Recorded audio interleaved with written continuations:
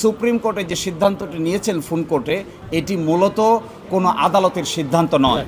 যে নিবন্ধনের মামলাটি আদালতে 3 দিন শুনানি হয়েছে, পার্ট হার্ড ম্যাটার বা আংশিক শ্রুত বলা হয়েছে। এটি আরও একবার বা 2বার শুনানি হওয়ার প্রয়োজনীয়তা রয়েছে। তো আগামীকালকে থেকে মাননীয় প্রধান বিচারপতি দেশের বাইরে থাকবেন, উনি আসার পরেই আমরা নিবন্ধনের মামলাটির বাকির যে আংশিক অংশটুকু বাকি আছে সেটা শুনানি হবে, এবং শুনানি শেষে আমরা এটাও প্রত্যাশা করি যে নিবন্ধনের মামলাও আমরা ভালো ফলাফল পাবো ইনশাআল্লাহ। একই সাথে নিবন্ধনের সাথে জামায়াতে ইসলামীর প্রতীকের একটি প্রশ্ন বারবার আসে। আপনারা জানেন সুপ্রিম কোর্টের একটি ফুল কোর্টের রেজলিউশন অনুযায়ী একটি সিদ্ধান্ত তারা নিয়েছিলেন।